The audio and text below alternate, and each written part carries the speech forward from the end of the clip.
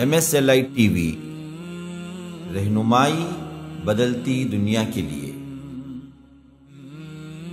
شهر رمضان الذي أنزل فيه القرآن هدى للناس وبينات من الهدى والفرقان وخير الهدي هدي محمد صلى الله عليه وسلم وشر الأمور محدثاتها وكل محدثة بدعة وكل بدعة ضلالة وفي رواية وكل ضلالة في النار فأعوذ بالله السميع العليم من الشيطان الرجيم من همزه ونفثه ونفخه يا أيها الذين آمنوا من يرتد منكم عن دينه فسوف يأتي الله بقوم يحبهم ويحبونه أذلة على المؤمنين أعزة على الكافرين يجاهدون في سبيل الله ولا يخافون لومة لائم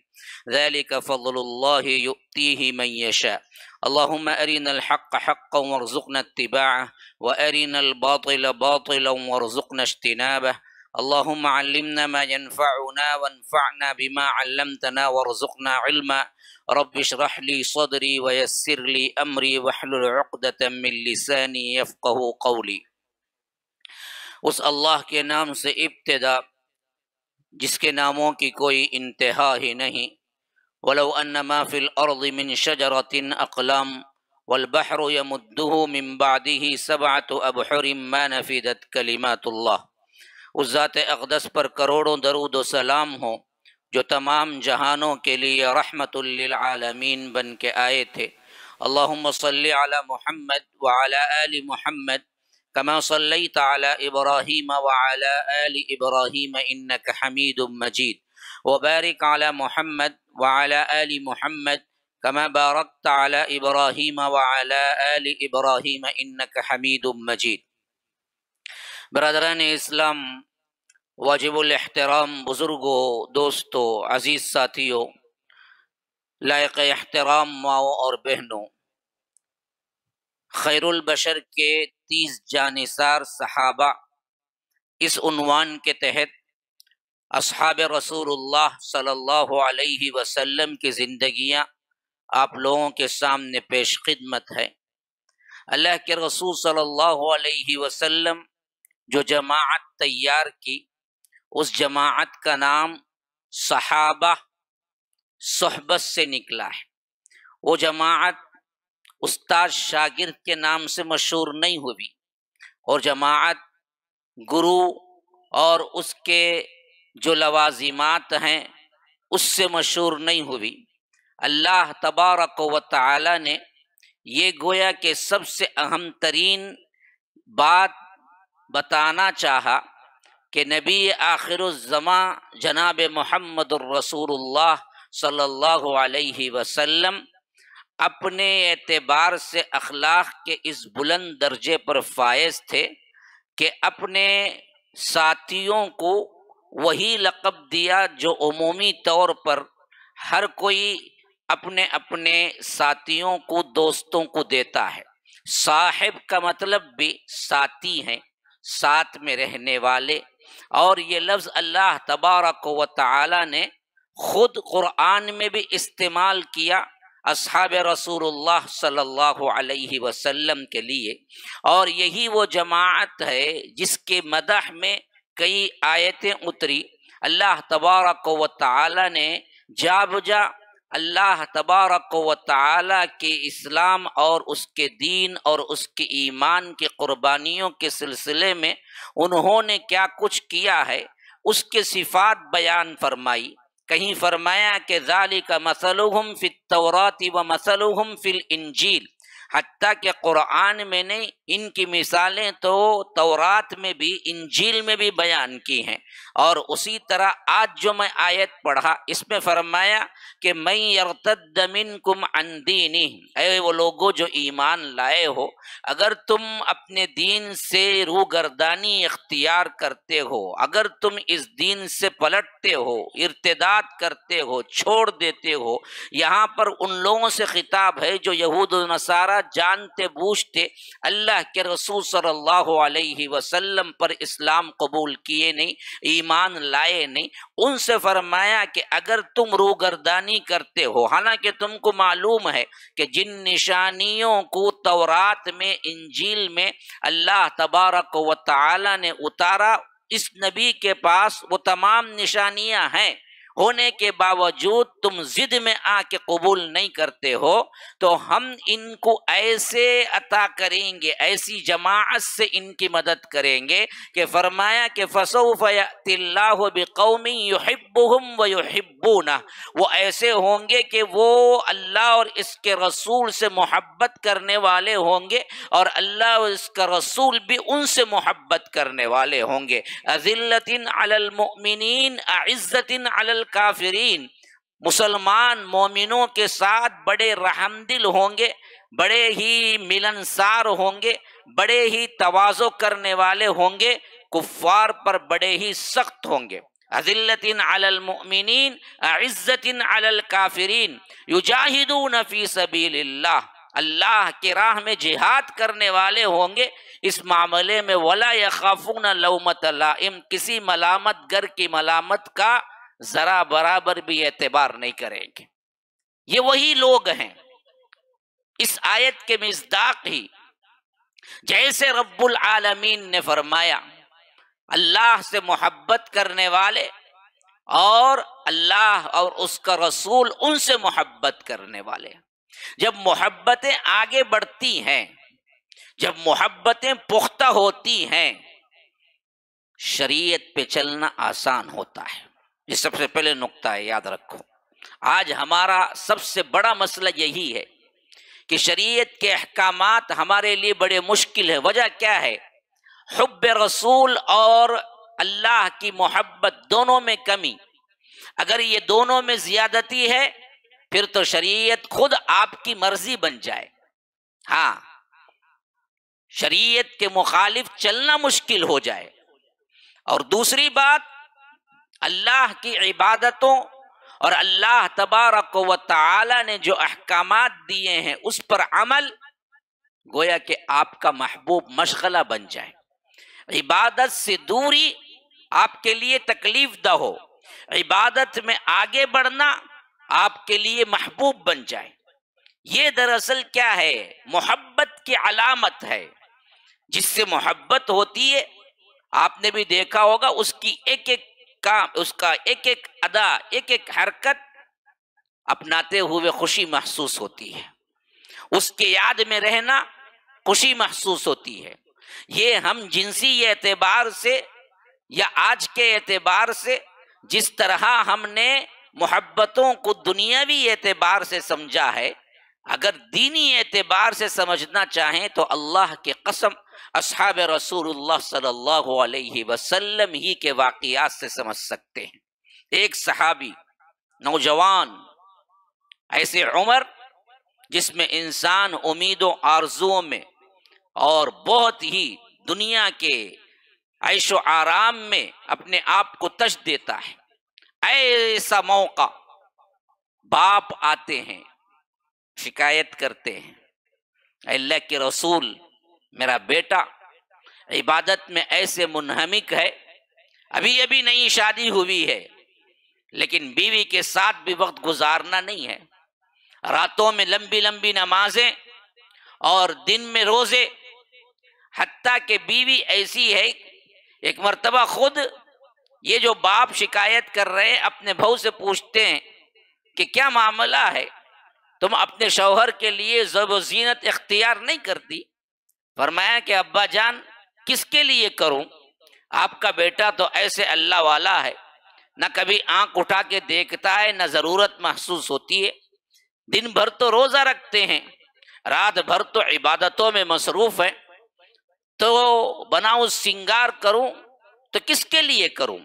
یہ حالات جب باپ دیکھتے ہیں تو وہ دیکھتے ہیں کہ یہ عبادت میں کچھ حد سے ہی آگے بڑھ گئے ہیں، تو اللہ کے رسول صلی اللہ علیہ وسلم کے پاس آتے ہیں، کہتے ہیں کہ اللہ کے رسول میرے بیٹے کو سمجھائیے کہ میں نے بھی کہا لیکن سننے کی بات نہیں ہے، وہ دراصل اتنی اہمیت نہیں دے رہے ہیں۔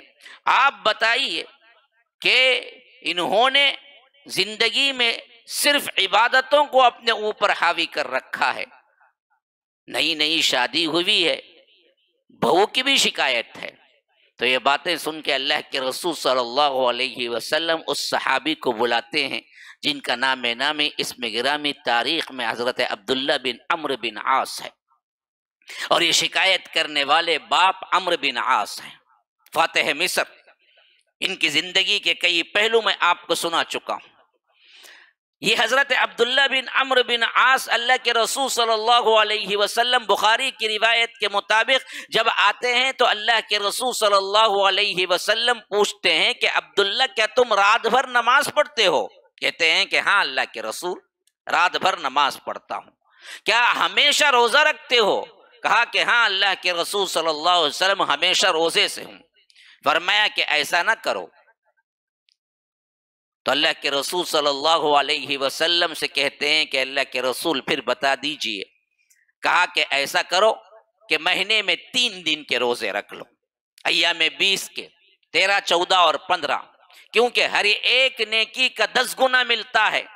یہ 3 کے 30 ہو جائیں گے، اور ہر مہینے کے 30 دن کے اعتبار سے ہر مہینے میں 3 دن روزے رکھو گے تو اس سے معنی یہ ہوگا کہ پورا مہینہ روزہ رکھے، اور ہر مہینہ 3 دن کے رکھ لیے تو پورا سال روزہ رکھنے کے برابر ہو جائے گا۔ ان 3 روزوں پر اکتفا کر لو۔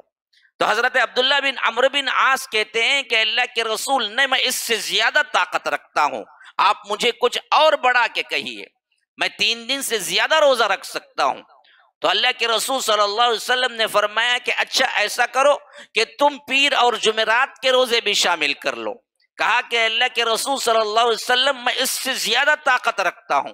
تو فرمایا اللہ کے رسول صلی اللہ علیہ وسلم نے اچھا تم ایسا کرو کہ 2 دن روزہ چھوڑ دو، 1 دن روزہ رکھ لو، یعنی ہر تیسرا دن تمہارا ایک روزے کا ہو۔ تو فرمایا کہ اللہ کے رسول صلی اللہ علیہ وسلم کچھ اور بڑھا دیجئے، اس پہ زیادہ میں طاقت رکھتا ہوں۔ دیکھیے کس معاملے میں بات ہو رہی ہے، روزہ رکھنے کے معاملے میں ہے، روزہ چھوڑنے کے معاملے میں نہیں ہے، ہاں کھانے کے معاملے میں نہیں ہے، ڈھونڈ ڈھونڈ کے ادھر ادھر پھرنے سیر سپاٹے کے معاملے میں نہیں ہے، عیش و آرام کے معاملے میں نہیں ہے۔ کیسے کیسے نادر مثالیں ہیں اللہ کے فضل و کرم سے کہ ہم سوچ بھی نہیں سکتے اپنی زندگی میں کہ کیا ایسے واقعات کہیں ہوئے ہوں گے، واقعتاً ہوئے ہیں، اور یہ اصحاب رسول اللہ صلی اللہ علیہ وسلم سے ہی ممکن ہے۔ ہم سوچ بھی نہیں سکتے اس سے پاک تر جماعت، اس سے بلند ترین جماعت، اور ایسے اللہ سے محبت کرنے والی جماعت کے جنہوں نے زندگی سے کچھ لینا دینا ہی نہیں تھا، زندگی گزارا بھی تو صرف اس واسطے کہ رب نے زندگی گزارنے کا حکم دیا۔ اگر رب کہتا کہ تم اپنے گلے کاٹ لو اور میرے پاس آ جاؤ تو وہ بھی کر گزرتے۔ ہاں وَلَوْ أَنَّا كَتَبْنَا عَلَيْهِمْ أَنِ اقْتُلُوا أَنفُسَكُمْ أَوِ اخْرُجُوا مِنْ دِيَارِكُمْ مَا فَعَلُوهُ إِلَّا قَلِيلٌ مِّنْهُمْ۔ اللہ تبارک و تعالیٰ سورہ نساء میں کہتا ہے اگر ہم ان کو حکم دیتے کہ اپنے ہاتھوں سے اپنے گلے کو کاٹ لو، اپنے آپ کو قتل کر لو، قتل کر لیتے ان میں کے چند لوگ، إِلَّا قَلِيلٌ مِّنْهُمْ، ہاں قلیل لوگ ہیں لیکن ہیں۔ اسی لیے بعض مفسرین کہتے ہیں یہ آیت صحابہ کی مدح میں نازل ہوئی کہ اللہ تبارک و تعالیٰ نے فرمایا کہ اگر ہم ان پر قتال لکھتے اور یہ اپنے آپ کو کاٹ لیں، اپنے آپ کو اللہ تبارک و تعالیٰ کے لیے خودکشی کر لیں تو بھی کر لیتے، لیکن ان میں کے کم لوگ کا مطلب یہ ہے کہ یہود و نصارہ بھی مخاطب تھے کہ یہ تو نہیں کرتے، لیکن صحابہ میں عبد الرحمن ایسے ہی ہیں، صحابہ میں حضرت عثمان ایسے ہی ہیں، صحابہ میں ابو بکر ایسے ہی ہیں، صحابہ میں عمر ایسے ہی ہیں۔ اگر اللہ کہتا کہ میرے لیے تم اپنے آپ کو کاٹ لو، وَلَوْ أَنَّا كَتَبْنَا عَلَيْهِمْ أَنِ اقْتُلُوا أَنفُسَكُمْ أَوِ اخْرُجُوا مِنْ دِيَارِكُمْ، گھروں سے نکل جاؤ، اور وہ سب کچھ کر گزرتے۔ یہ ایسے لوگ تھے۔ عبادتوں میں نماز، روزہ، فرائض چھوڑنے کا سوال ہی نہیں، یہ فرائض کی بات ہو نہیں رہی۔ رمضان کے روزے میں ہمیں ایکسکیوز چاہیے، مول صاحب 30 روزے نہیں ہوتا، مول صاحب ہاں ہمیں کیا کریں گے، 1 رکھیں گے، 15 رکھیں گے، 27 رکھ لیں گے، اور 3 بڑے روزے کہتے، ایک کہتے 15واں کہتے آج کا، یا آج کا وہ کل کا، کل کا، ہاں، اور اس کے بعد بڑا روزہ 27 ختم کی رات کا، بوندیاں کھا کھا کو، لڈواں گڈواں پیٹ بھر کو، کیا ہے اس کے بعد ایک روزہ صبح کا رکھ لیں گے۔ اس کے بعد کیا ہے، میرے پاس ایک ویسے بھی تھے ایک بڑے میاں، اللہ کیا چلے گئے شاید، ابھی تو نہیں، لیکن وہ برابر کا کرتے تھے، کیا بھائی روزہ رکھتے کیا؟ نہیں ہمارے بڑے بول کو ہیں بھائی، میں 3 رکھتا بس۔ 3 سے کیا مراد بھائی، 3 کا ہی کو رکھتے؟ ارے 0 کی کیا بھی ویلیو نہیں ہے حضرت، 3 رکھو پیچھے 0 لگا لو، 30 ہو جاتے، برابر ہو جاتا، وہ 0 کی ویلیو نہیں کہتے۔ 3 رکھو پیچھے 0 لگا لیے، 30 ہو گیا، 30 روزے برابر ہو گیا۔ ہاں کتنے لوگ ہیں رمضان المبارک کی شروعات سے لے کر اختتام تک ہماری کتنی حالتیں چینج ہوتی جی، وہ دیکھ لو، کتنے اللہ والے کیوں نہ ہوں، پھر بھی پہلے دن 10 منٹ پہلے نماز کو، دوسرے دن 2 منٹ پہلے، اس کے بعد آخری رکعت میں کچھ ملتے انہوں، اس کے بعد وہ بھی ایک 10 دن کے بعد ملتے نہیں، کب ملتے انہوں، آخری 8ویں رکعت میں آگو مل کو عشاء پڑھ لیتے، کبھی بھی شیڈول ہی ان کا ویسا ہو جاتا، اس کے بعد آخری میں آؤ عشاء ملا کے پڑھ لو، یہ تو ہے نا جائز ہے نا؟ ارے بیوقوف اس کے لیے ہے کہ ہمیشہ کیا ہے جو پڑھتا عشاء وہ بھی چھوڑ دے رمضان میں، کیسے کیا کچھ ہمارے ہیلے بہانے ہوتے ہیں عبادتوں کو لے کر، جو فرائض ہیں، یہاں فرائض کا سوال ہی نہیں، فرائض میں تو 100%، نوافل میں بھی 100% نہیں 200% جب گیا تو تب جا کے شکایت ہوئی، اللہ کے رسول صلی اللہ علیہ وسلم حضرت عبداللہ بن عمرو بن عاص کو بلا کے اب وہ بھی دیکھیے آپشن خود اللہ کے رسول کیا بہترین سمجھا رہے ہیں، دیکھو اگر تم کو سال بھر روزہ رکھنا ہی ہے تو ایسا کرو، وہ بھی نوجوان، ابھی شادی ہوئی ہے، بوڑھے نہیں ہیں یہ، وہ آپ اپنے ذہن میں رکھیے، ہاں عمر دیکھیے اس وقت ان کی نوجوان ہیں اور ابھی شادی ہوئی ہے، باپ آ کے خود شکایت کیے ہیں کہ عبادتیں اتنی بڑھ گئی ہیں کہ بیوی کو بھی وقت نہیں دیتے، یہ تب بلا کے اللہ کے رسول خود آپشن دے کے سمجھا رہے ہیں کہ صرف تم 3 دن رکھ لو، 1 کا 10 گنا ہے، یہ ہمیشہ میں نے بتایا تھا نا پہلے بھی، من جاء بالحسنہ فلہ 10 امثالھا، 1 نیکی اللہ کے پاس 10 ہے، یہ عموم، رمضان میں کتنی ہے وہ اللہ ہی بہتر جانتا ہے، وہ 10 دے، 100 دے، 700 دے، کتنا چاہے بڑھائے، عموم اصول اللہ کے پاس کیا ہے، من جاء بالحسنہ فلہ 10 امثالھا، کہ اللہ کے پاس 1 نیکی 10 ہے، ومن جاء بالسیئہ، برائی لے کر آؤ گے، فلا یجزا الا مثلھا، اللہ اس کو صرف 1 برائی دے گا، 10 نہیں کرے گا، یہ اللہ کی رحمانیت رحیمیت ہے، برائی کے لیے 1 ہی ہے، اچھائی کے لیے 1 کا 10 ہے، تو اللہ کے رسول صلی اللہ علیہ وسلم فرماتے ہیں کہ تم 3 رکھ لو، 3 انٹو 10 30 ہو گئے، تو پورا مہینہ رکھنے کے برابر ہو گیا، صرف 13 14 15 رکھ لو۔ میں پوچھتا ہوں بڑے ہی ادب کے ساتھ، خاص طور پر نوجوانوں سے، کہاں فاسٹ فوڈ ہی کہاں ہوٹلاں ہی خالی ہانچ کھڑتے نا، کتنے وہ لوگ ہیں جو غیر رمضان میں ایام 20 کے روزے کنٹینیو رکھتے ہیں، نہیں چھوڑتے،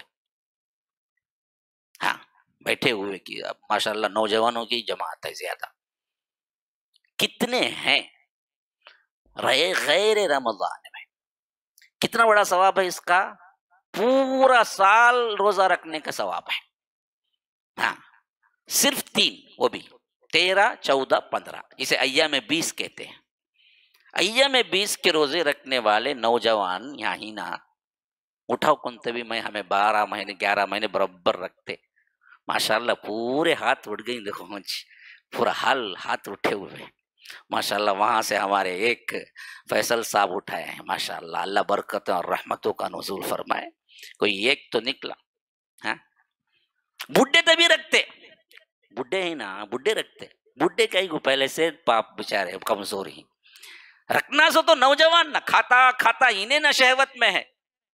ہاں بوڑھوں کو کیا ہے؟ اللہ کے رسول صلی اللہ علیہ وسلم نے جب خطاب کیا نوجوانوں سے کیا فرمایا؟ وہ حدیث ہمیشہ یاد رکھنی چاہیے. یا معاشر الشباب من استطاع منکم الباءۃ فلیتزوج. دیکھو اے نوجوانوں کی جماعت، اگر تمہیں طاقت ہے، قوت با ہے، نوجوان ہے، شادی کرنے کی طاقت ہے، پیسے کی نہیں، با کہتے ہیں قوت جوانی کو. ہاں اگر اس کی ہے تو شادی کر لو. ہاں فَإِنَّهُ أَغَضُّ لِلْبَصَرِ وَأَحْسَنُ لِلْفَرْجِ.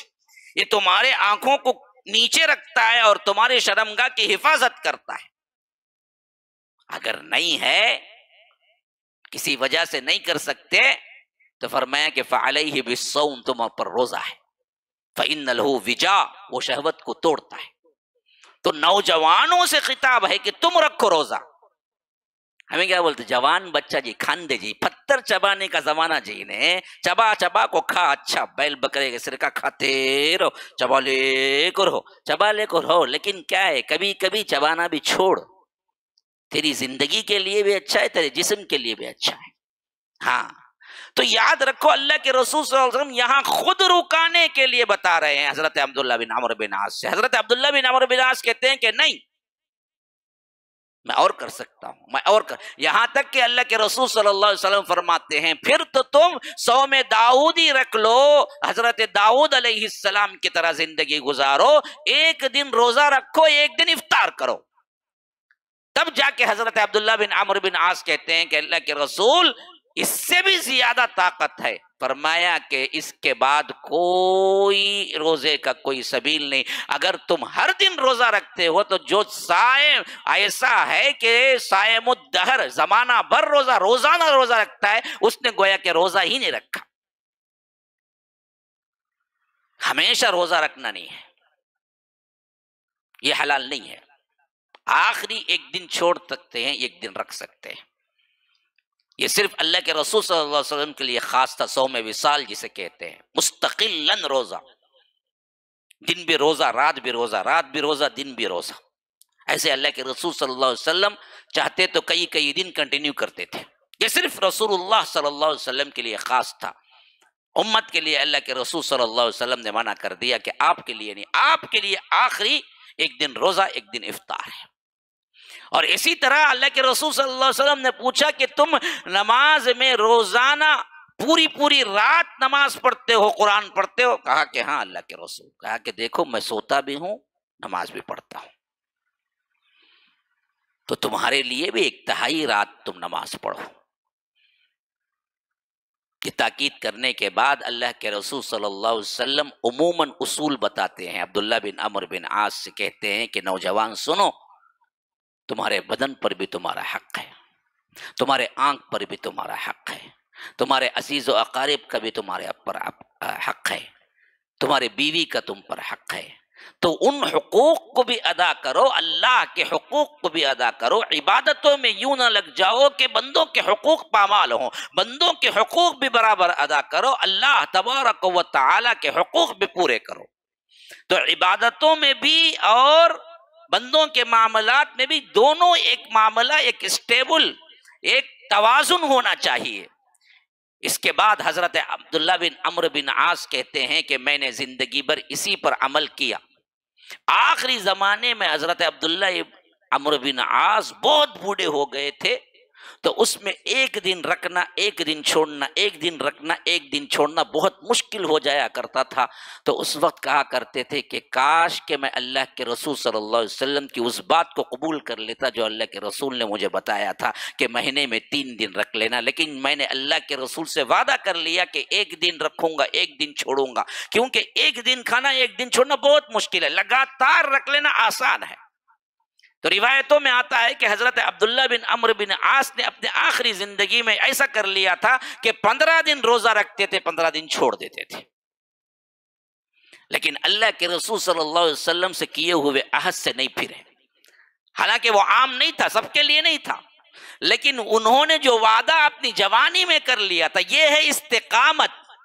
ہاں کبھی ان کو ایمان اور اسلام کا جوش آیا، داڑھی کو کیا ہے بلیڈ نہیں لگا، چھوڑ ڈالے، لمبی داڑھی، اسامہ بن گئے. لیکن اس کے بعد ان کو کہاں تبھی فلم میں دیکھے آہا اس کے سر کا ہیرو بننا، سیدھا جائے حجام کے دکان میں پورا کاٹ لے گا آگے، کہاں جی داڑھی، چھوڑو بھائی وہ سبھی ہوتا کیا آج کے زمانے میں. نہیں، استقامت فی الدین بہت اہم ہے. ایک دن کا سلطان نہیں ہے، ایک دن میں بن گئے بہت بڑے اللہ والے. نوجوانوں کی آج بہت بڑی تعداد اسی میں ہے کہ کوئی چیز سن لیتے ہیں، کبھی کیا ہے ایمان کا جوش آتا ہے، بہت اللہ والے بن جاتے ہیں، ایسے کہ مت پوچھو. تمام اولیاء ان کے جسم میں اندر داخل ہو گئے سر کا پورے، اتنے اللہ والے.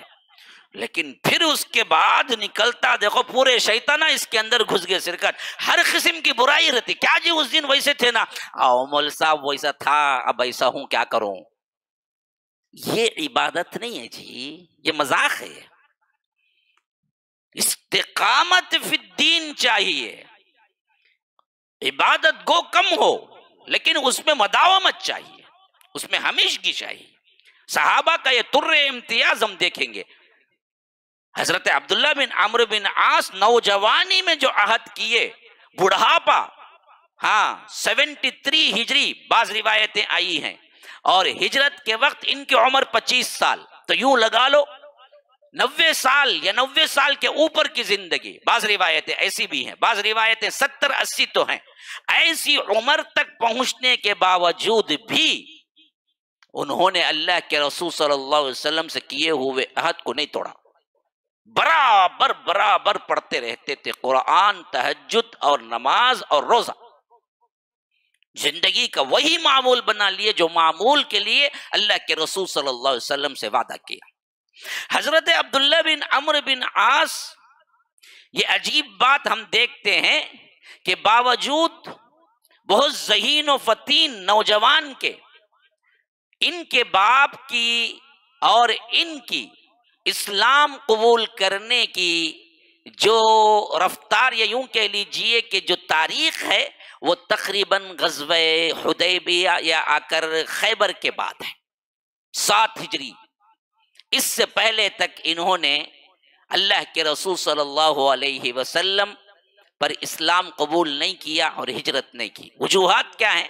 بعض روایتیں ہیں کہ حضرت عمرو بن عاص رکے ہوئے تھے، اور حضرت عبداللہ بن عمرو بن عاص پہلے سے دل سے مسلمان ہو چکے تھے، لیکن معاملہ باپ کی وجہ سے رکے ہوئے تھے کہ جب یہ اظہار کر دیں گے میں بھی اظہار کر دوں گا اور دونوں مل کے ہجرت کر لیں گے. اسی اثنا میں بات سمجھنے کے اعتبار سے ٹائم لگ گیا. حضرت عبداللہ بن عمرو بن عاص بھی اظہار نہ کر سکے. لیکن عمرو بن عاص نے جب دیکھا کہ اسلام بلندیوں کی، بالکل آسمان کی بلندیوں کو چھو رہا ہے، اور ماشاء اللہ بدر ہو گیا، احد ہو گیا، اس طرح اللہ تبارک و تعالی فتح پہ فتح دے رہا ہے، تو آخر کار خالد ابن الولید عمرو بن عاص کا ایک ہی زمانہ ہے جو ساتھ مل کے ہجرت کر کے، ساتھ مل کے اللہ کے رسول صلی اللہ علیہ وسلم پر ایمان لائے. تو یہی وہ زمانہ ہے جس میں عبداللہ بن عمرو بن عاص بھی اسلام قبول کر کے ہجرت کر کے مدینہ آ گئے. اور ایک بیوٹی کیا ہے معلوم؟ روایتوں میں یہ بات تصریح کے ساتھ آئی ہے، حضرت عبداللہ بن عمرو بن عاص اور عمرو بن عاص کے درمیان صرف اور صرف 12 سال کا فرق تھا، دونوں میں، باپ بیٹے میں. گویا کہ 10 سال میں شادی ہوئی یا 11 سال میں شادی ہوئی، کن کی؟ حضرت عمرو بن عاص کی. اور 12 سال میں بیٹا ہوا عبداللہ بن عمرو بن عاص. ان دونوں کے جو تعداد، جو آ کر عمر کا تفاوت ہے، وہ صرف 12 سال ہے. تو اس سے معلوم ہوتا ہے کہ جو لوگ چھوٹی عمر کی شادیوں پر اسلام پر نکیر کرتے ہیں، بدبختوں کو پتہ نہیں تھا کہ جاہلیت کے زمانے سے لے کر اب تک بھی جب تک یہ لوگ اس طرح کا پروپیگنڈا نہیں کیے، عموماً لوگ 12-13 یا بالغ ہوتے ہی شادی کر لیتے تھے. ہاں، گاندھی کے زمانے کی بات اٹھا لو، گاندھی کی اپنی زندگی کی پہلی شادی 13 سال میں ہوئی. ہاں، 13 سال میں شادی ہو گئی. غالب کے بارے میں بھی آتا ہے کہ ان کی شادی بھی 13 سال میں ہوئی. اب یہ سب کس زمانے کے لوگ ہیں جی؟ یہ ابھی اسی زمانے کے لوگ ہیں. 50 سال پیچھے چلے جاؤ، 70 سال پیچھے چلے جاؤ. تو یہ جو پروپیگنڈا مغربی تہذیب کا ہوا ہے کہ دیکھو ایسا ہونا ویسا ہونا، انہیں کمانا، انہیں بڑھنا، انہیں یہ کرنا، انہیں وہ کرنا، انہیں 10 مرتبہ مزہ بھی چک لینا، اس کے بعد سوچ سمجھ کو شادی کرنا، یہ دراصل غلاظت ہے جو انہوں نے مغربی تہذیب نے کیا کیا ہے ہمارے ذہنوں میں ڈالا۔ ورنہ تو اس زمانے میں بھی اس زمانے تک بھی معاملہ یہی تھا کہ بچہ بالغ ہو جاتا شادی کر لیتے اور زیادہ تفاوت نہیں ہوتا۔ یہ سب سے اتھینٹک روایت ہے کہ حضرت عبداللہ بن عمرو بن عاص اور حضرت عمرو بن عاص کے درمیان 12 سال کا فرق تھا، گویا کہ 11 سال میں شادی ہو گئی حضرت عمرو بن عاص کی اور بیٹا 12 سال میں آیا۔ تو حضرت عمرو بن عاص کے ساتھ جب انہوں نے ہجرت کی اور مدینے کو لازم پکڑا تو اللہ کے رسول صلی اللہ علیہ وسلم کے ساتھ یہ واقعہ پیش آیا جو ان کے باپ روایت کرتے ہیں کہ عبادتوں میں یہ حد سے آگے بڑھ گئے۔ تو اس سے معلوم ہو گیا کہ جب یہ 7 کے بعد مدینہ آئے ہوں گے تو بدر مس ہو گئی کیونکہ بدر 2 ہجری میں ہے، احد مس ہو گئی کیونکہ احد 3 ہجری میں ہے، خندق کا معاملہ بھی ہو چکا ہوگا کیونکہ خندق 5 میں ہے، حدیبیہ بھی ہو گیا 6 میں۔ گویا کہ غزوہ خیبر کے بعد اللہ کے رسول صلی اللہ علیہ وسلم کے ساتھ رہنے کا موقع ملا، اور یہ 7 کے بعد اگر آپ اندازہ لگا لیں 8 9 10 11 4 یا 5 سال بعینی ہی وہی سال ہیں جو حضرت ابو ہریرہ کے ہیں۔ ابو ہریرہ بھی خیبر پہ آئے۔ اب ان دونوں کی ٹکر کا معاملہ کیا ہے معلوم؟ دونوں احادیث کے لیے اپنے آپ کو وقف کر دیے۔ اللہ کے رسول صلی اللہ علیہ وسلم کی ہر مجلس کو اٹینڈ کرنا اور اللہ کے رسول صلی اللہ علیہ وسلم کے احادیث کو سننا اور حفظ کرنا اپنا معمول بنا لیا۔ اور حضرت ابو ہریرہ حضرت عبداللہ بن عمرو بن عاص دونوں میں یہ بات سب سے اہم ترین ہے کہ حضرت ابو ہریرہ کہتے ہیں کہ میرے سے زیادہ حضرت عمرو بن عاص کے پاس احادیث ہونے کی وجہ یہ ہے کہ عبداللہ بن عمرو بن عاص احادیث کو لکھ لیا کرتے تھے، میں نہیں لکھا کرتا تھا۔ گویا کہ دونوں ایک ہی اسٹیج کے ایک ہی میدان کے ساتھی ہیں، اور دونوں اللہ کے رسول صلی اللہ علیہ وسلم کی ہر مجلس اٹینڈ کرتے تھے، اور دونوں کا معاملہ یہ تھا کہ کسی بھی طرح حفظ کر لیں، لیکن ڈیفرنٹ ایک تھا، وہ یہ کہ حضرت ابو ہریرہ کہتے میں لکھتا نہیں تھا، ہر چیز میں حفظ کرتا تھا، عمرو بن عاص لکھ لیتے تھے۔ اچھا، عبداللہ بن عمرو بن عاص جو لکھتے تھے نا، بخاری کی روایت شاہد ہے اس معاملے میں کہ اللہ کے رسول صلی اللہ علیہ وسلم کی احادیث کو جب یہ لکھنا شروع کیا تو اس حیثیت سے ایک حدیث ہے جس میں اللہ کے رسول صلی اللہ علیہ وسلم نے فرمایا کہ شروع زمانے میں کہ میرے احادیث کو لکھا مت کرو۔ کیوں؟ اس واسطے کہ قرآن بھی لکھی ہوئی چیز ہے، احادیث بھی، ہو سکتا ہے دونوں کا خلط ملط ہو جائے اور لوگوں میں امتیاز نہ رہے، اس واسطے اللہ کے رسول صلی اللہ علیہ وسلم نے شروع میں منع فرمایا۔ تو اس حیثیت سے کچھ وقفہ ایسا بھی رہا جس میں انہوں نے نہ لکھا۔ دوسری روایت شاہد ہے کہ یہ معاملہ اس طرح نہیں تھا، معاملہ یہ تھا کہ اللہ کے رسول صلی اللہ علیہ وسلم کی ہر بات کو جب نوٹ کر لیتے تھے تو بعض صحابہ حضرت عبداللہ بن عمرو بن عاص سے کہا کہ دیکھو اللہ کے رسول کبھی خوشی میں ہوتے ہیں، کبھی غم میں ہوتے ہیں، کبھی کوئی بھی حالت ہوتی ہے، انسان کی جتنی حالتیں ہیں وہ تمام حالتیں اللہ کے رسول پر بھی آتے ہیں، تم ہر بات لکھ لیتے ہو تو پھر تو کیا ہے، اللہ کے رسول صلی اللہ علیہ وسلم کی ہر بات دلیل بن جائے گی۔ تو اس طرح انہوں نے لکھنا چھوڑ دیا۔ جب لکھنا چھوڑ دیا تو تب اللہ کے رسول صلی اللہ علیہ وسلم کو معلوم ہوا، تو اللہ کے رسول صلی اللہ علیہ وسلم نے حضرت عمرو بن عاص کو بلایا اور کہا کہ تم نے احادیث لکھنا چھوڑ دیا؟ کہا کہ ہاں۔ فرمایا کہ لکھو، میری زبان سے کچھ نہیں نکلتا مگر حق کے ساتھ، میں غصے میں رہوں، میں کسی بھی جذبے میں رہوں، لیکن زبان سے جب نکلتا ہے صحیح نکلتا ہے، حق نکلتا ہے، اس کے علاوہ کچھ نہیں نکلتا۔ جیسے اللہ تبارک و تعالی نے سند کے طور پر یہ آیت بھی اتار دی ہے کہ وما ينطق عن الهوى، یہ اپنے خواہش نفس سے کچھ نہیں بولتے، ان هو الا وحی یوحی، جو بولتے ہیں وہ وحی الہی سے بولتے ہیں۔ تو اللہ کے رسول صلی اللہ علیہ وسلم تب باقاعدہ حکم دیا کہ عبداللہ بن عمرو بن عاص سے جو مجھ سے سنتے ہو دیکھتے ہو سب لکھ لیا کرو، میں جو بھی کرتا ہوں وہ حق ہے، کبھی کوئی چیز میرے پاس جھوٹ اور باطل آتی نہیں۔ تو پھر اس کے بعد انہوں نے احادیث کو باقاعدہ طور پر لکھنا شروع کر دیا، یہاں تک کہ ان کی سب سے پہلی مدون کتاب ہے جس کا نام ہے الصادقہ۔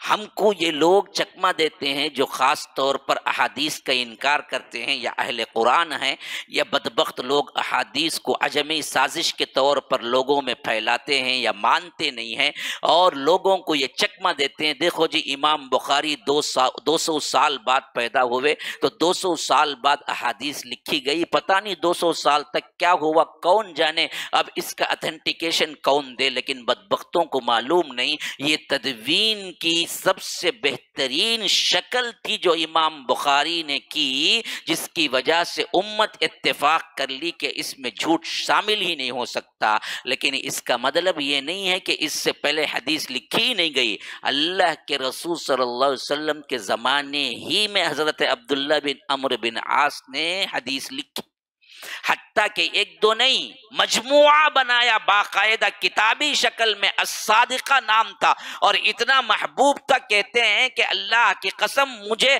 الصادقہ اور میرے رسول کی احادیث کو رکھنے کا یہ کتابی شکل کا مجموعہ مجھے مل جائے، دنیا کی کوئی خواہش مجھے دوسری نہیں ہے، بس میری یہ خواہش ہے کہ میں اور الصادقہ میرے ساتھ رہے بس۔ اور لطف کی بات یہ ہے کہ اللہ کے رسول صلی اللہ علیہ وسلم سے مرویات میں بھی تقریباً 700 احادیث حضرت عمرو بن عاص، عبداللہ بن عمرو بن عاص سے مروی ہے، 700 احادیث۔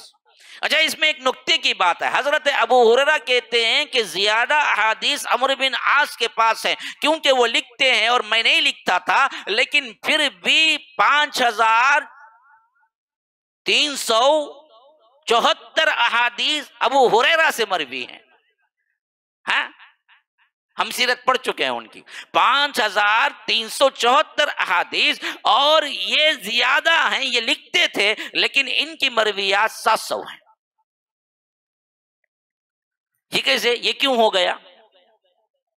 تو یاد رکھو اللہ کے رسول صلی اللہ علیہ وسلم کی صحبت میں تو رہے، احادیث تو کلیکشن تو ہوا، لیکن آگے چل کر جس زندگی کا جس وقفہ ابو ہریرہ جیسے دیے حضرت عبداللہ بن عمرو بن عاص دے نہیں سکے۔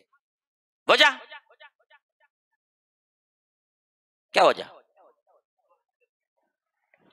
کیا وجہ جی؟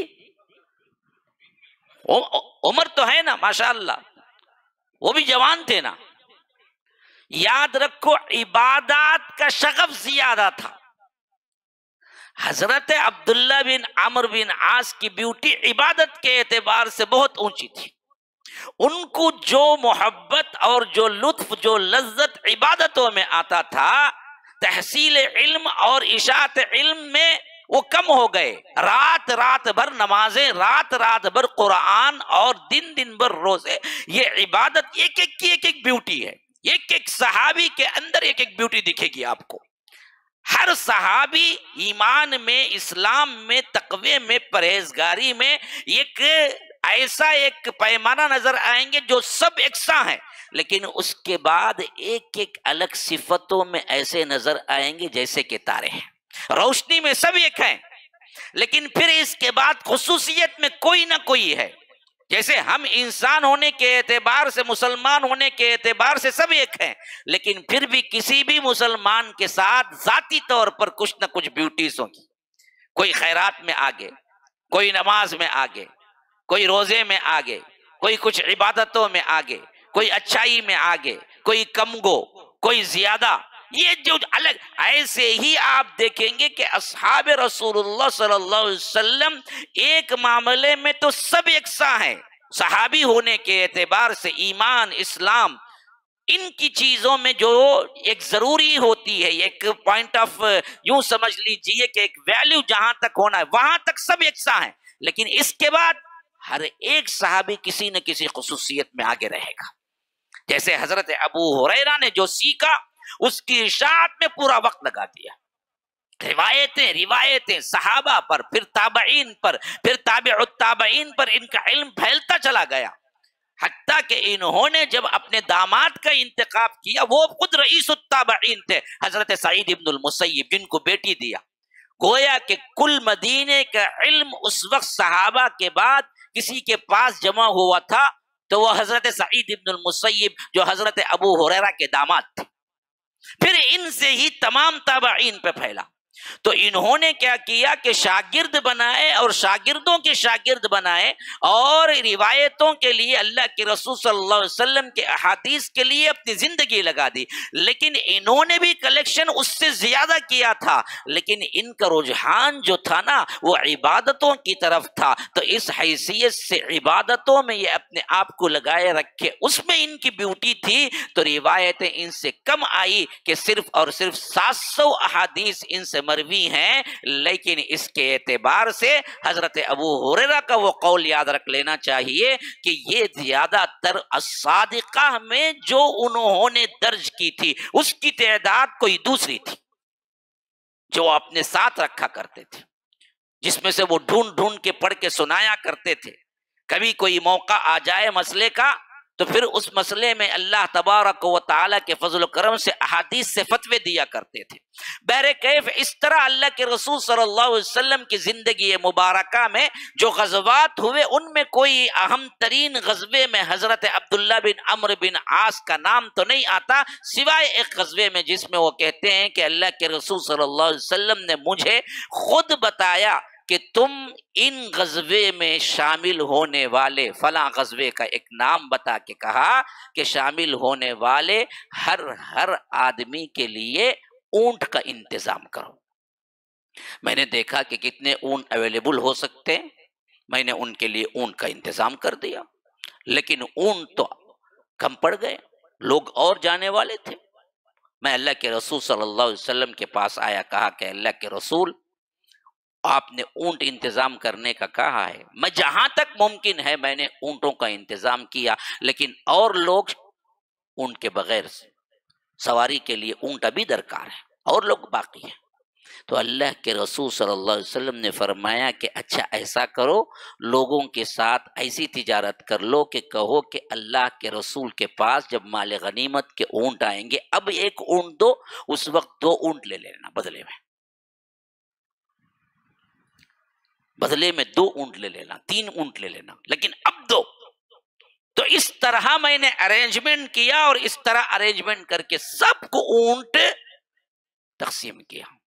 یہ بہت بڑی تجارت کے لیے اصول بن گئی۔ پھر بعد میں زمانہ گزرنے کے بعد ایک آدمی نے حضرت عبداللہ بن عمرو بن عاص سے پوچھا کہ کیا ہم ایسا کر سکتے ہیں، ہمارے پاس تجارت کے لیے دینار درہم نہیں ہے، ہم چیزوں سے ہی تبدیل کرتے ہیں، کیا ہم ایسا کر سکتے ہیں کہ 1 اونٹ کے بجائے 2 اونٹ؟ کہا کہ میں خود اللہ کے رسول صلی اللہ علیہ وسلم کے زمانے میں ایسا کیا ہوں، یہ کر سکتے ہیں۔ یہ چیز اونٹوں کے لیے، دوسری چیزوں کے لیے ہے، سونا چاندی کے لیے نہیں ہے۔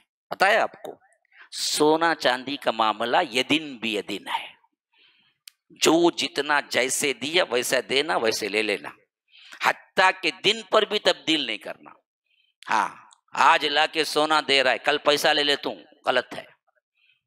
جویلری شاپ میں آج جا کے پیسہ رکھ رہے ہیں، کل لے لیتا ہوں، غلط ہے۔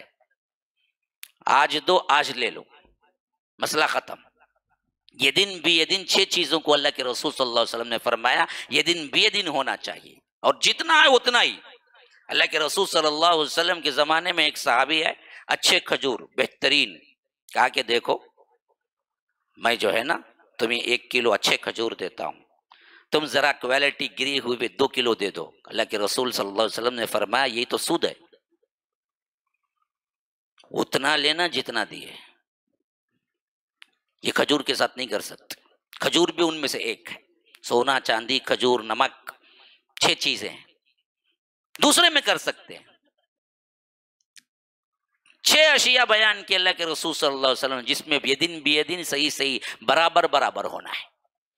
تو اسی لیے بعد میں آگے چل کے حضرت عبداللہ بن عمرو بن عاص کہتے ہیں کہ یہ واقعہ میرے ساتھ خود پیش آیا، اس معاملے میں نہیں ہے، ضرورت کے وقت یہ کہہ سکتا ہے، یہ لے سکتا ہے، کوئی مسئلہ نہیں ہے۔ لیکن دوسرے معاملات میں نہیں کرنا. جو عام طور پر آج غلط العام جو ہے نا وہ سونا ہے بہت بڑا. آپ جاتے پرانا سونا کیا ریٹ، یہ ریٹ. نیا سونا کیا ریٹ، یہ ریٹ. یہ ریٹ ہے نا، یہ ریٹ نکال کو یہ ریٹ میں سے کتنا پیسہ دینا. نہیں کرنا. کیا کرنا؟ سونا بیچ کو پیسہ لینا، پیسہ لے کو پھر سونا کے واسطے پیسہ دینا. یہ صحیح طریقہ.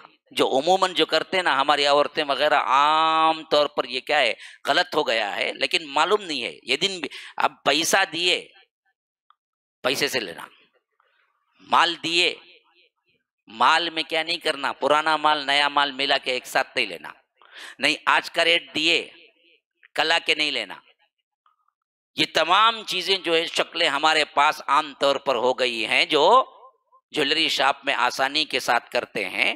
عموم سب سے بڑی غلط فہمی جو ہے وہ کیا ہے، پرانا مال. پرانا مال کی آج قیمت لگاتا ہوں، قیمت لگا یہ کیا کرتا، نیا مال. نیا مال میں ویسٹیج یہ سب ملا کے 10,000 ہوئے. پرانا مال کتنا جا رہا ہے، 6,000. 6,000 کے اوپر کتنا دینا، 4,000 دے دو. نہیں، اسے بولنا 6,000 میرے ہاتھ میں دے.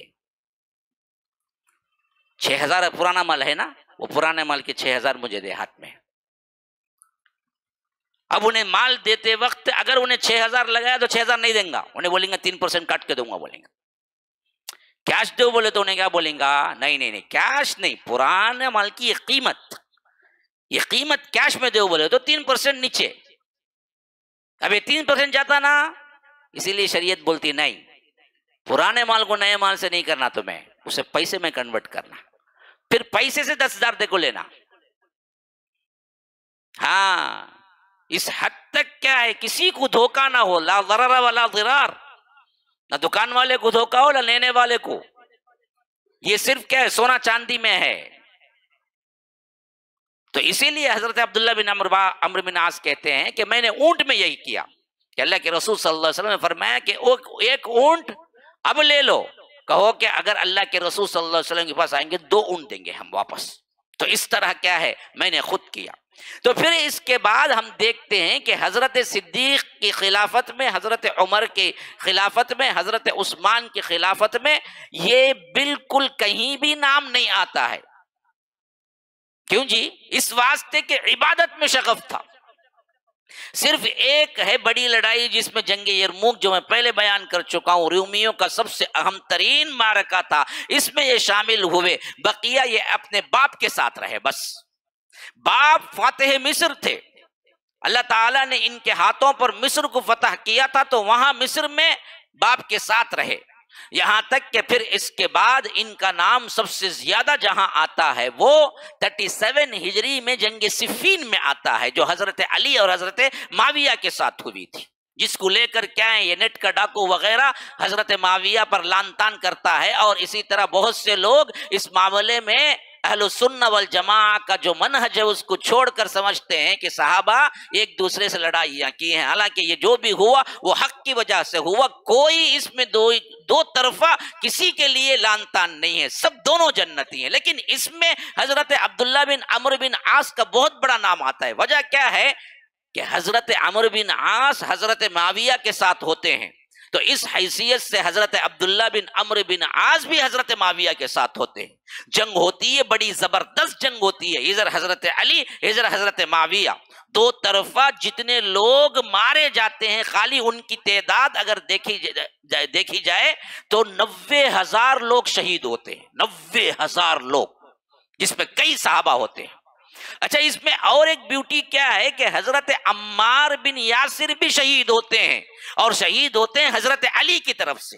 حضرت علی کی طرف سے جب شہید ہوتے ہیں تو اللہ کے رسول صلی اللہ علیہ وسلم کی ایک حدیث ہے جو بخاری کے اندر ابو سعید خدری کی روایت ہے 2812، جس کو لے کے یہ اچھالتا ہے خاص طور پر یہ نیٹ کا ڈاکو، کہ اس میں ہے کہ عمار تجھے باغی گروہ قتل کرے گا. جب حضرت عمار شہادت پا جاتے ہیں تو اس وقت حضرت عبداللہ بن عمرو بن عاص کے پاس آتے ہیں، جبکہ حضرت معاویہ بھی بیٹھے ہوئے ہوتے ہیں. کہتے ہیں کہ ابا جان میں پہلے ہی کتنا روکتا تھا آپ کو کہ نہ لڑے، لیکن اب تو واضح ہو گیا کہ حضرت عمار تو انہی کے ساتھ تھے اور وہیں پر شہادت پائی، پھر تو باغی گروہ کون ٹھہرا؟ حضرت امیر معاویہ سنتے ہیں تو کہتے ہیں کہ ہم کہاں باغی گروہ ہیں، جو ان کو میدان میں لے آئے وہ باغی گروہ ہیں، جو ان کو حضرت علی کے ساتھ لے آئے۔ اس وقت حضرت عمار کی عمر پتہ ہے کتنی ہے؟ 92 ایئرز کے ہیں یہ۔ ہاں، حضرت عمار کا نام ذہن میں آتے ہم کیا سمجھتے جوان ہے، نوجوان نہیں، اللہ کے رسول صلی اللہ علیہ وسلم سے بھی عمر میں 2 سال بڑے ہیں یہ۔ ہاں، ان کی پیدائش 69 ہے، 560 پر 9، اللہ کے رسول صلی اللہ علیہ وسلم کی پیدائش 571 ہے، 571 AD، یہ 569 AD۔ ہجرت کرتے وقت بھی اللہ کے رسول صلی اللہ علیہ وسلم سے بڑے تھے حضرت عمار، اور اللہ کے رسول صلی اللہ علیہ وسلم 60 پر 3 سال میں اس دنیا سے گئے، اور حضرت عمار اس کے 30 پر 7 سال بعد، جس میں سے 11 سال نکال دیے، تو اللہ کے رسول صلی اللہ علیہ وسلم کے بعد 30 سال بعد گئے، تو 60 پر 3 اور یہ 30 ملا لو، کتنے ہو بھائی؟ ہاں، 92 ایئرز کے تھے اس وقت حضرت عمار۔ ایسی شخصیت آ کے یہاں پر جب شہادت پائی، حضرت عبداللہ بن عمرو بن عاص ساتھ میں ہیں، اور باقاعدہ اسی حدیث کا ذکر کرتے ہوئے کہتے ہیں کہ عمار کو باغی گروہ قتل کرے گا۔ کیا اللہ کے رسول نے یہ نہیں فرمایا؟ حضرت عمرو بن عاص سن کے حضرت معاویہ سے کہتے ہیں کہ کیا یہ بات صحیح نہیں ہے؟ تو حضرت معاویہ کہتے ہیں کہ ان کو جو معرکے میں ساتھ لائے وہ اصل میں باغی ہیں، ہم کہاں لائے؟ اچھا، واقعتاً مان بھی لیا جائے یہ حدیث حضرت معاویہ پہ فٹ بیٹھتی ہے۔ حضرت عبداللہ بن عمرو بن عاص روایت کر کے کہنے کے باوجود کیا حضرت معاویہ اور حضرت عمرو بن عاص کو چھوڑ کر چلے گئے؟ تم تو باغی ہو، جہنمی ہو؟ نہیں، اچھی طرح بات سمجھو، ان لڑائیوں کو ویسے سمجھ لینا جیسے آج سمجھایا جا رہا ہے، ویسا تھا ہی نہیں معاملہ۔ اگر ہوتا تو عمرو بن عاص سے وہ فوری طور پر نکل جاتا۔ اسی واسطے حضرت عمرو بن عاص کہتے ہیں کہ بیٹا، جب تم کو معلوم ہے کہ ہم ناحق پہ ہیں اور یہ باغی گروہ قتل کرے گا، تو اس حیثیت سے باغی گروہ ہم ہو گئے، تو ہمارے ساتھ کیوں ہو؟ تو کہتے ہیں کہ اللہ کے رسول نے مجھے باپ کی اطاعت کا الگ سے عہد لیا، باپ امیر معاویہ کے ساتھ ہیں تو میں بھی ساتھ ہوں۔ اب کیا سمجھیں گے آپ؟ اب کیا فتویٰ لگائیں گے؟ ہاں، ان سے پوچھا جاتا ہے عبداللہ بن عمرو بن عاص سے، جب تم کو معلوم ہے، روایت بھی روایت کر رہے ہیں کہ عمار جہاں جس سائیڈ ہے وہاں حق ہے، تو تم وہاں کیوں نہیں گئے؟ تو کہتے ہیں اللہ کے رسول نے مجھے پرسنل عہد لیا میرے سے، باپ کی اطاعت کرنا، مخالفت نہ کرنا، باپ امیر معاویہ کے ساتھ ہیں تو میں اس بات سے ساتھ ہوں۔ گویا کہ معلوم ہوا وہ خود بھی وہاں کفر اور باغی گروہ کا وہ مطلب نہیں لے رہے۔ اگر ایسا ہوتا تو آپ ہی بتائیں اصول کیا ہے جی؟ لا طاعت لمخلوق فی معصیت الخالق، اللہ کی نافرمانی میں کسی کی بھی اطاعت جائز نہیں۔ کیا یہ حضرت عبداللہ بن عمرو بن عاص کو معلوم نہیں تھا؟ اگر یہ کفر کا معاملہ ہوتا، یہ باغی گروہ کا مطلب وہی ہوتا، تو وہ کہتے کہ میں باپ کے کیوں مانوں جی، صریح کفر کی بات ہے، میں تو باپ کو چھوڑ کے حضرت علی سے ملتا ہوں۔ نہیں بولے، بلکہ الٹا بولے تو یہ بولے کہ اللہ کے رسول نے مجھے باپ کے ساتھ اور باپ کے حکم کو ماننے کی تاکید کی ہے، میں باپ کی مخالفت نہیں کر سکتا۔ باپ کی مخالفت اطاعت میں ہی نج نہیں کر سکتے۔ ہاں، اب سب کو معلوم ہے نا، نافرمانی میں باپ کی اطاعت چلتی نہیں نا، کہا وہ باپ ہو کہا ماں ہو۔ اتنی بات کیا حضرت عبداللہ بن عمرو بن عاص کو نہیں معلوم ہوگی؟ تو معلوم ہوا کہ جس طرح ان لڑائیوں کو پیش کر کے لوگوں پر اچھالا جاتا ہے، صحابہ ایسے کیے نہیں، صحابہ خود مانتے تھے کہ یہ دونوں لڑائیاں اصل میں جو ہوئی ہیں وہ ایک فتنہ ہے اور دونوں طرف حق ہے۔ اس واسطے معلوم ہونے کے باوجود بھی حضرت عبداللہ بن عمرو بن عاص باپ کے ساتھ ہی رہے، حتیٰ کہ 43 اس کے 3 سال بعد یعنی یوں سمجھو کہ حضرت علی کی شہادت کے 3 سال بعد، اس معرکے کے 6 سال بعد حضرت عمرو بن عاص کی وفات ہو رہی ہے۔ اب بیٹا سامنے کھڑا ہوا ہے، زار و قطار رو رہے ہیں حضرت عمرو بن عاص۔ حضرت عبداللہ بن عمرو بن عاص کہتے ہیں کہ ابا جان آپ کیوں رو رہے ہیں؟ کیا موت سے ڈر گئے ہیں؟ اور آپ کو فلاں فلاں بشارتیں اللہ کے رسول نے نہیں دی ہے؟ آپ کو کیا چیز ہے، کیا پریشانی ہے؟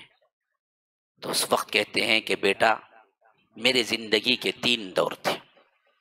پہلا دور وہ تھا جس میں میں سخت نفرت کرتا تھا اللہ کے رسول صلی اللہ علیہ وسلم سے، کافر تھا، اسلام قبول نہیں کیا تھا اور لڑائیاں لڑی تھی۔ اگر اس وقت میں مر جاتا تو واقعتاً میں جہنم رسید ہوتا۔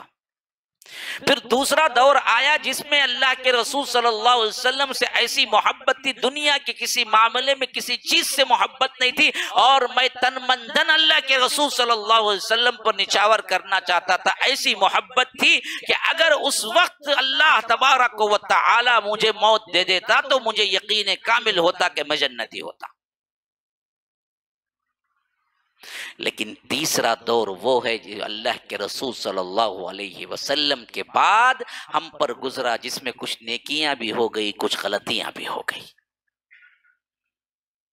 اب مجھے سمجھ نہیں آ رہا ہے کہ اللہ تبارک و تعالی کے ہاں میرا مقام کیا ہوگا۔ اللہ تبارک و تعالی مجھے بلانے کے بعد جنت دے گا یا جہنم دے گا، بس اس کی پریشانی ہے۔ پھر اس کے بعد وفات کا وقت بالکل قریب آ گیا تو حضرت عبداللہ بن عمرو بن عاص کہتے ہیں کہ میں نے پوچھا ابا جان، کیونکہ یہ بڑے ذہین و فطین لوگ تھے اس زمانے کے، تو انہوں نے کہا کہ ابا جان آپ کہتے ہیں کہ لوگ مرتے ہیں لیکن مرتے وقت موت کی کیفیت بولتے نہیں ہیں، آخر وہ لوگ اس وقت زندہ تو ہوتے ہیں، بولتے کیوں نہیں ہیں کہ کیا ہو رہا ہے ان پر؟ تو حضرت عبداللہ بن عمرو بن عاص کہتے ہیں کہ جب میرے والد کی وفات کا وقت بالکل قریب آ گیا تو میں نے کہا کہ ابا جان آپ دوسرے لوگوں کے بارے میں کہتے تھے کہ لوگ مرتے ہیں اور مرتے وقت ان کی کیا کیفیت ہوتی ہے، وہ زندہ ہو کے بولتے نہیں ہیں، اب آپ بھی اسی معاملے میں وہیں پر کھڑے ہوئے ہیں، آپ بتائیے آپ پہ کیا گزر رہا ہے؟ اب ایک صحابی رسول بیان کر رہا ہے، سنو موت کیا ہوتی ہے، خواہ وہ کتنا بڑا نیک کیوں نہ ہو، لیکن موت ہوتی ہے، موت کی ایک سنگینی ہے۔ تو اللہ کے رسول صلی اللہ علیہ وسلم نے بھی اپنے موت کے سلسلے میں فرمایا کہ ان للموت سکرات، ان للموت سکرات، یہ بہت بڑا معاملہ ہے موت کا۔ حضرت عمرو بن عاص کہتے ہیں کہ بیٹا میں کیا بیان کروں، ایسا لگتا ہے کہ مجھے رضوا، ایک پہاڑی کا نام ہے رضوا، پہاڑ سے مجھے نیچے گرا دیا جائے تو کیسے ہوگا، ویسے ہی معلوم ہو رہا ہے، اور جس طرح سوئی کے ناکے سے کسی کو نکالا جائے تو کیسے درد ہوگا ویسے مجھے محسوس ہو رہا ہے، یا نہیں تو ایسا معلوم ہو رہا ہے کہ جیسے کسی سلاخ پر یا کوئی کیا ہے ایسے نوکدار چیز پر آپ کپڑا ڈال کے کھینچے تو کس طرح علیحدہ علیحدہ کپڑے کے تار آئیں گے، اس طرح میرے جسم ٹوٹتا ہوا اور میرے جسم میں درد ہوتا محسوس ہو رہا ہے۔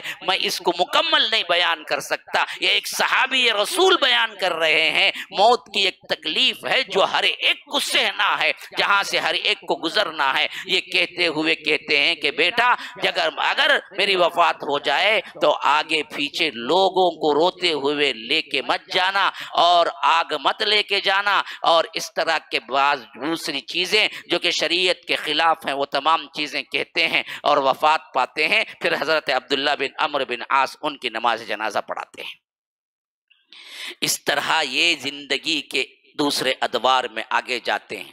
پھر اس کے بعد تقریباً 43 53 63 گویا کہ امیر معاویہ کا مکمل پورا زمانہ اطاعت کے ساتھ گزارتے ہیں۔ جب باغی گروہ تھا، معلوم بھی تھا حضرت عمار حضرت علی کی طرف سے شہید ہو گئے، پھر حضرت معاویہ کی اطاعت 20 سال کیوں کی؟ پھر اس کے بعد یزید کے زمانے میں بھی ہوتے ہیں، کربلا 61 میں ہے، ان کی وفات 60 پر 4 یا 65 میں، تو وہ واقعہ بھی گزرتا ہے۔ تو معلوم ہوا جس حیثیت سے ہم کو بتا دیا گیا وہ نہیں ہے تاریخ، صحابہ جہاں رہ کے گزارے ان لوگوں نے اطاعتیں کی ہیں اس معاملے میں۔ تو اس حیثیت سے فسطاس ایک مقام کا نام ہے جو آج مصر کا کیپٹل ہے، کیپٹل کے قریب ہے، قاہرہ کے، وہ اس زمانے میں آباد ہوا تھا، نیا نیا شہر، وہیں پر یہ 60 پر 4 ہجری میں، ایک روایت ہے 60 پر 9 ہجری میں انہوں نے وفات پائی، اور وہیں پر ان کی قبر بھی بنی اور وہیں پر رہے، اور اللہ کے رسول صلی اللہ علیہ وسلم کے ارشادات کو پھیلاتے رہے، اور اسی اعتبار سے مصر میں خاص طور پر ان کے شاگردوں کا حلقہ بنا، اور اسی سے پھر دوسرے بہت سے ممالک میں ان کا علم پھیلا۔ یہ ہیں حضرت عبداللہ بن عمرو بن عاص، جو کہ اللہ کے رسول کے زمانے سے لے کر جو کچھ مسائل ہوئے، فتنے ہوئے، وہ پوری زندگی ان کی زندگی کے اندر آئے وہ مسائل پورے، لیکن ان تمام میں انہوں نے اطاعت کا دامن نہ چھوڑا، اور بتایا کہ لوگوں کو کہ اللہ اور اس کے رسول کے بعد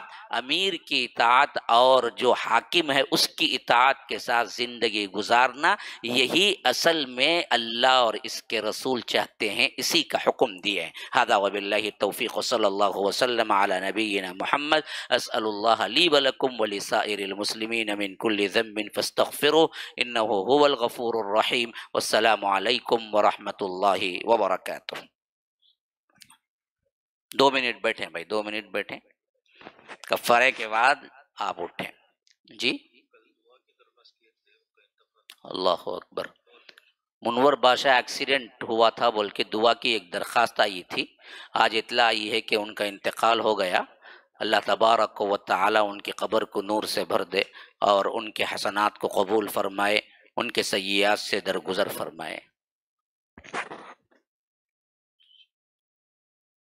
ہاں، آج کا جو ونرز کا اعلان ہے، ٹوٹل پارٹیسپیٹ کرنے والے 113 لوگ ہیں الحمدللہ، اور ان میں ونرز 90 لوگ ہیں، 90 لوگ آئے ہیں۔ آؤ آؤ جی، جلدی آؤ، بسم اللہ اٹھاؤ۔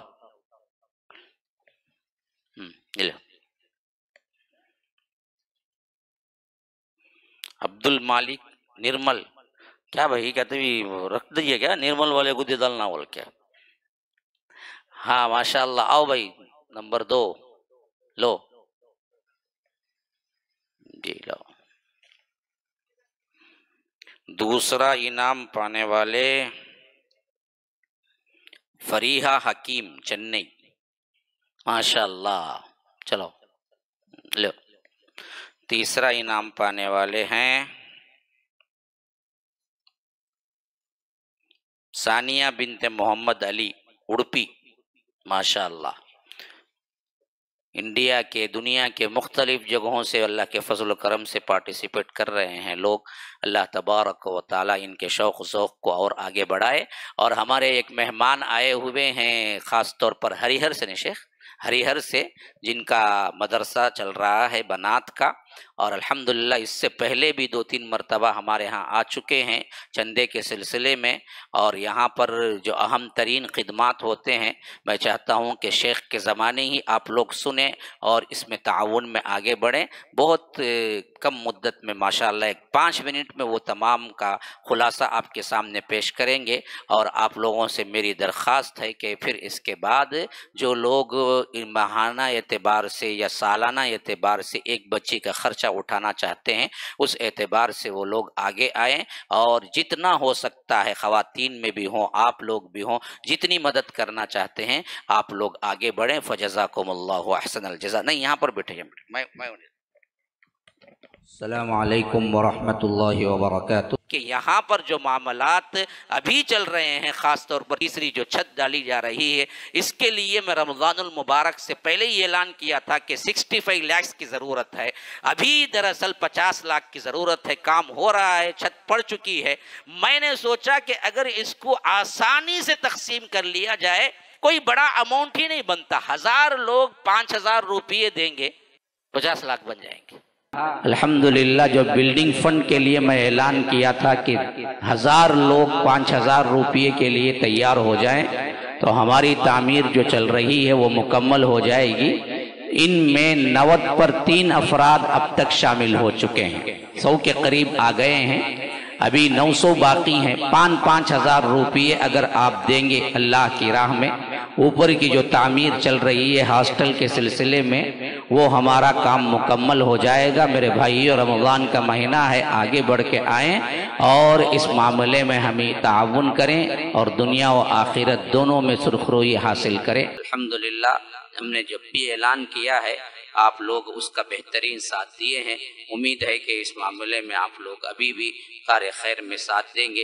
اللہ تبارک و تعالی ہم سب کو صحت عافیت کے ساتھ دین و دنیا کی ہر بھلائی عطا کرے۔ السلام علیکم ورحمۃ اللہ وبرکاتہ۔ السلام علیکم ورحمۃ اللہ وبرکاتہ۔